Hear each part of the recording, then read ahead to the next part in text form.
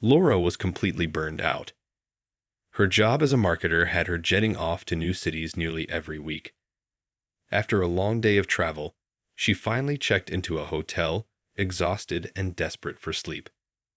But her peaceful night was cut short by an unexpected knock on the door, setting off a chain of events she never could have imagined.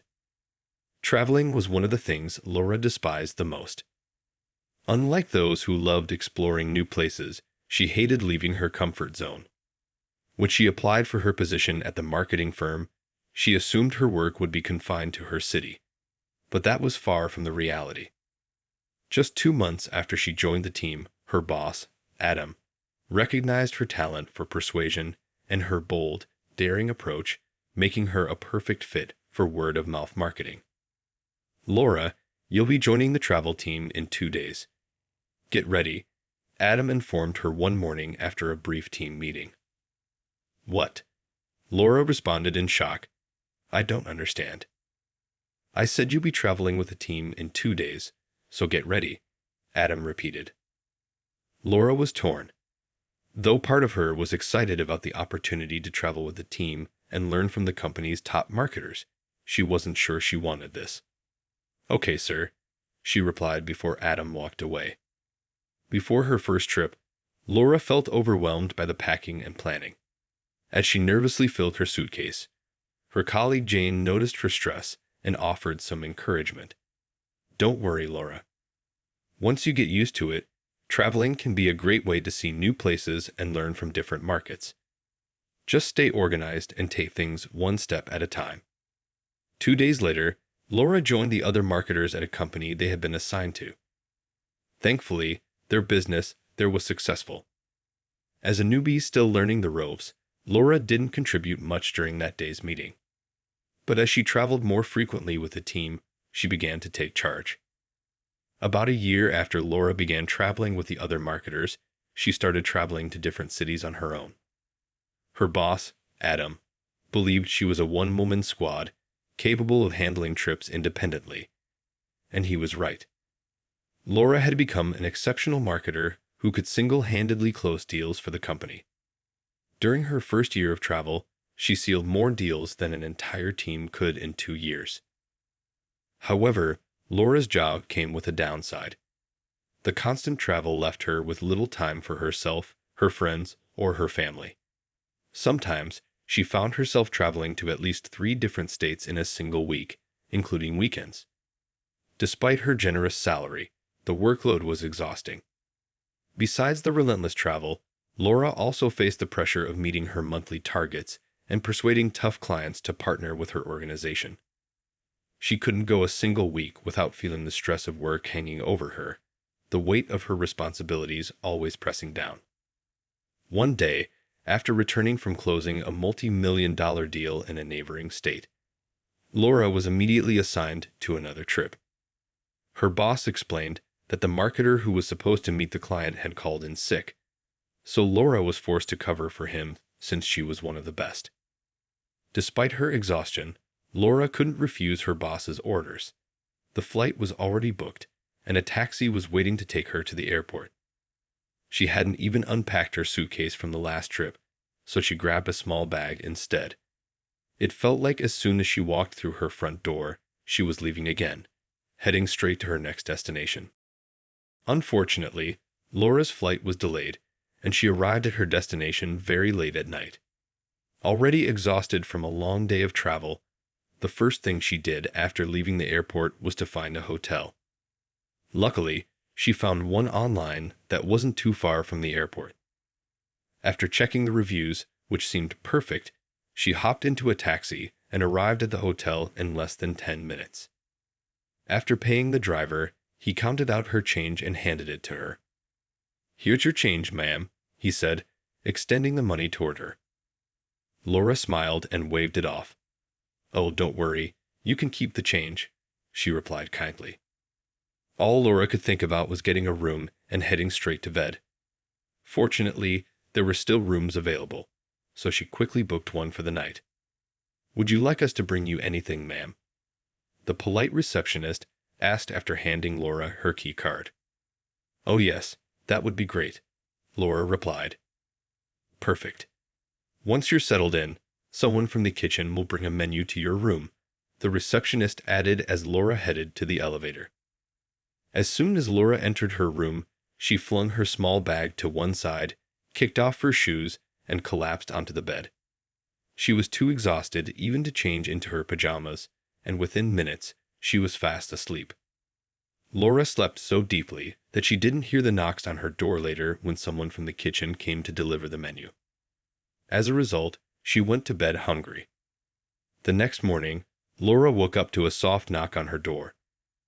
At first, she wanted to ignore it and go back to sleep, but when she remembered she was in a hotel, she felt compelled to answer. "Who is it?" Laura called out in a grumpy voice. "Good morning, ma'am. It's Ellie, the receptionist." "There's someone here asking to see you," the receptionist said. "We tried calling your room, but you weren't responding." "Someone's asking for me. Who could that be?" Laura thought to herself. "Did they leave a name?" she asked as she walked to the door. "No, he didn't leave a name. He just insisted on seeing you," the receptionist replied. "Are you sure you're not confusing me with someone else?" "I'm not expecting anyone," Laura said, puzzled. She hoped the receptionist would provide more information, but there was only silence. "Okay, give me 10 minutes to freshen up, and I'll be down," Laura said before shutting the door. As she showered, she couldn't stop thinking about the man who had asked to see her.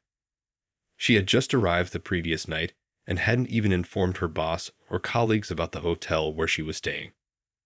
After changing into fresh clothes, Laura headed downstairs, her mind racing with curiosity about the identity of this mysterious visitor. As she turned the corner, her heart skipped a beat when she saw who it was, the taxi driver from the previous night. "Hi, is everything all right? You asked to see me," Laura said, still confused. "Oh, I'm sorry if I woke you," the driver replied. "No, don't worry about that. I was already up." "Okay, well, I was cleaning my car this morning and found this," the driver said, handing Laura a small brown wallet. The wallet contained some cash, Laura's driver's license, and a flash drive. "Oh my, I didn't even realize this was missing. Thank you so much," Laura exclaimed, relieved. In her exhaustion, she hadn't noticed she'd lost her wallet. "You're welcome, Laura," the taxi driver said. "I don't know what I would have done if you hadn't returned this," Laura said gratefully. "I need my wallet for work, and I haven't even paid for the hotel yet." The taxi driver didn't realize it, but it wasn't just the cash or ID that Laura was so thankful for. It was the flash drive.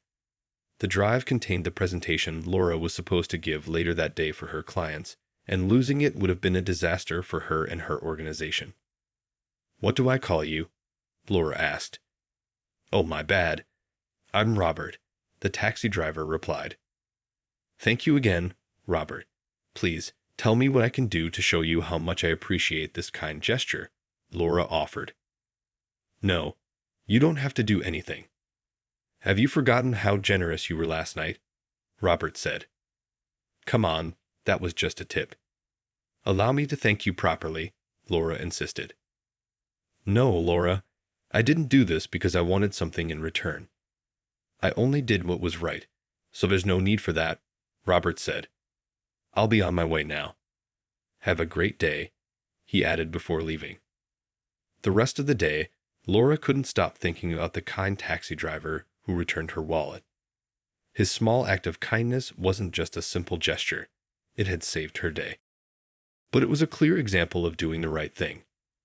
What could have been a stressful day for Laura turned out to be stress-free, all thanks to Robert's small act of kindness. To him, it might have seemed like a simple gesture, but to Laura, it was a significant reflection of character. His choice to return her wallet without expecting anything in return highlighted the importance of doing what's right, even in seemingly small matters. Though Laura never saw Robert the taxi driver again after she left that city, she thought about him every day. Sometimes she would silently pray that he would meet someone who would repay him for all his kindness. As for Laura, She continued to work at the marketing organization for 4 more years before leaving for a job that wasn't as mentally draining and time-consuming. This change allowed her to spend more time with friends and family and focus on the things that made her happy. In the end, Laura learned that while people often seek grand rewards, it's the small acts of kindness that can create the most profound impacts. The simple act of tipping the taxi driver led to a significant favor, teaching her that genuine gestures, even if seemingly minor, often set in motion positive outcomes. This realization transformed Laura's perspective, and she began making a conscious effort to show more appreciation and kindness in her interactions, both professionally and personally. And that wasn't all. 6 months later, Robert was on his way to the airport to pick up Mr. Tanaka, a high-profile businessman and regular, generous client. As he merged onto the highway, smoke began to rise from the engine, and the car shuddered to a halt on the shoulder. Panic set in. Mr. Tanaka was expecting him, and being late was unacceptable. Calling a taxi would take too long, and hiring a recovery truck would be too expensive and time-consuming. He checked his watch. He was already cutting it close. Just then, a silver sedan pulled over on the other side of the highway. A man in his 60s stepped out and approached. "Looks like you're in a bit of trouble there," the man said. Robert explained his problem, and the man nodded. "Retired mechanic," he said with a grin. "Let's see what's up." After a moment, he pulled out a small tool and fiddled with a loose spark plug. "Should be good to go now," he said. Robert was astonished and thanked the man profusely, but the man simply waved him off. "Pay it forward," he said with a smile. Robert made it to the airport with only 5 minutes to spare. Mr. Tanaka was less than pleased, but Robert managed to smooth things over.